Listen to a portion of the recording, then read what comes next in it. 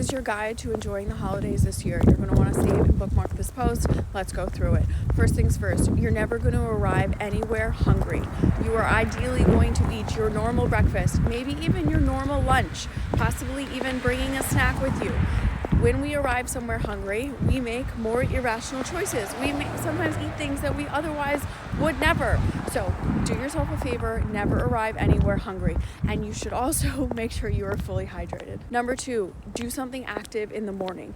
Ideally, your regular workout. But if not, if you don't usually work out on that holiday, you're going to go for a nice walk, maybe do a spin class or a Pilates class with a friend, maybe do some burpees in your hotel room. I don't care what it is, but you're going to be active for at least 15 minutes the morning of. You're not going to save any calories for later. People who save calories for later binge later, and you're not going to do that. So like I said, you're going to eat normally and you're going to try to make sure you get enough protein throughout the day. Next up is you're going to make yourself a plate. You're not going to pick at things all day long.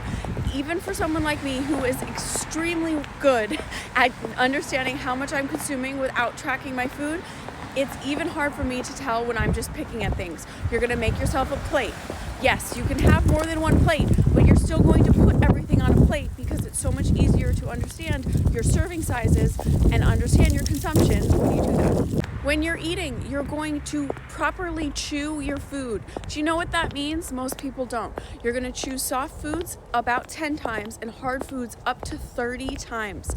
You're going to put your fork down in between each bite, and you are actually going to talk to the people sitting next to you. Ideally, you will also take a note of what time it is when you sit down at a table, and you will try to make sure that it takes you at least 20 minutes to eat everything on your plate, ideally 30.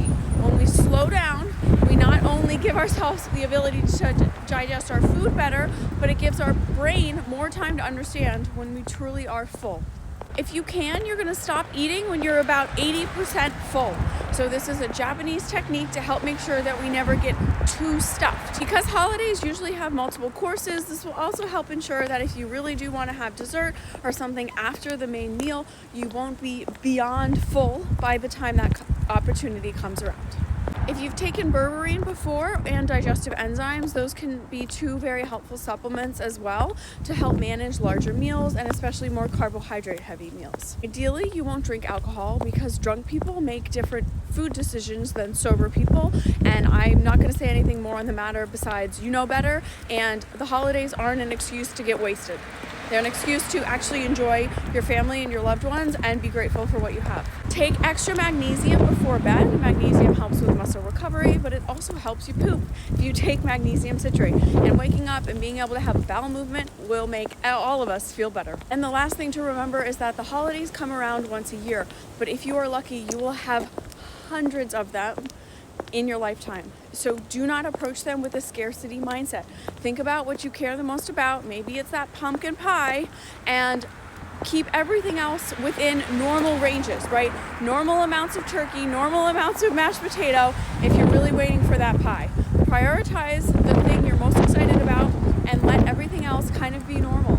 The less you can romanticize and have scarcity around food and drink on holidays, the better you will feel when they're done. And if that really isn't an option for you because you just live for the holidays, remember that what you do 3 or 4 days a week is pretty irrelevant. It's what you do all year round that matters most. So if you make choices that you're not super pleased with, try to learn something from it and move on and consider it next year. But a few days here and there doesn't change a life of different decisions. My last tip that my clients just love is, if you're starting to feel bingy, ask yourself, will eating more of this food increase my enjoyment? Because the answer is always no. Follow for more.